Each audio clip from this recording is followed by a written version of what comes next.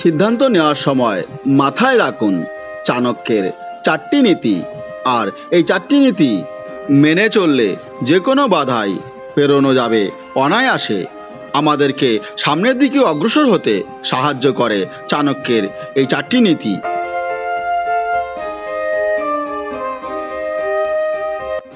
আচার্য চাণক্য হলেন মহান দার্শনিক, কূটনীতিবিদ ও একজন পণ্ডিত ব্যক্তি। সেই সঙ্গে অর্থশাস্ত্রে তার অগাধ পাণ্ডিত্য। চাণক্য নীতিতে জীবনে এগিয়ে যাওয়া এবং সাফল্যের পথ বাতলে দেওয়া হয়েছে। যে কোনো বাধাই পেরোতে পারবেন চাণক্য নীতি মেনে চললে। মানুষকে সামনের দিকে অগ্রসর হতে সাহায্য করে। চাণক্যের বলা পরামর্শগুলি আজও সমানভাবে প্রাসঙ্গিক।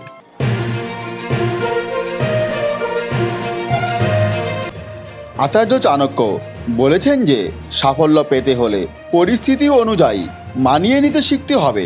চাণক্য মনে করেন যে কখনো কখনো লোকেরা আপনার সরল প্রকৃতির সুবিধা নিয়ে ফেলেন। সেই জন্য একটু বুদ্ধিমান হওয়া এবং ভেবেচিন্তে সিদ্ধান্ত নেওয়া খুবই জরুরি।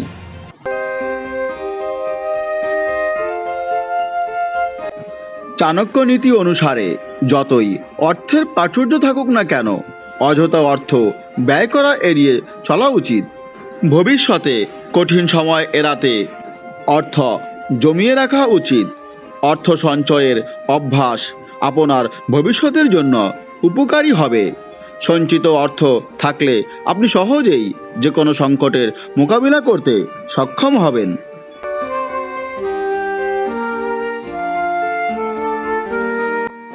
লোভ থেকে দূরে থাকুন। লোভের কারণে অনেক সময় মানুষ ইচ্ছাকৃতভাবে ভুল পথে চালিত হন, যে কারণে তাকে ভবিষ্যতে অনেক সমস্যায় পড়তে হয়। তাই কোনো সিদ্ধান্ত নেওয়ার আগে সঠিক বেঠিক চিন্তা করুন। লোভের বশবর্তী হয়ে কোনো সিদ্ধান্ত নেওয়া থেকে বিরত থাকুন। লোভ পরিহার করে তবেই সিদ্ধান্ত নিন।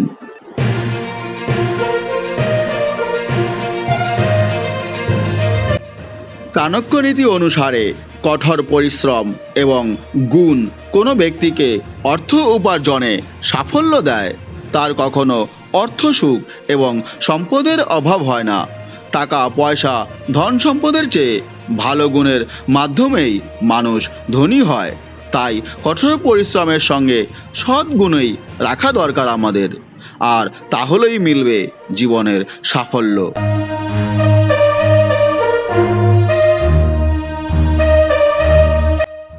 হ্যালো ফ্রেন্ডস, চাণক্যের এই 4টি নীতি আপনাদের কেমন লেগেছে? যদি ভালো লেগে থাকে তাহলে ভিডিওটি অবশ্যই লাইক শেয়ার এবং কমেন্ট করবেন। আর হ্যাঁ বন্ধুরা, চ্যানেলটি অবশ্যই সাবস্ক্রাইব করবেন, যাতে নতুন কোনো ভিডিও আপলোড হলে সঙ্গে সঙ্গে আপনাদের কাছে তার নোটিফিকেশান পৌঁছে যায়। ভালো থাকবেন বন্ধুরা, দেখা হয় পরবর্তী ভিডিওতে। আজকের মতো এ পর্যন্তই।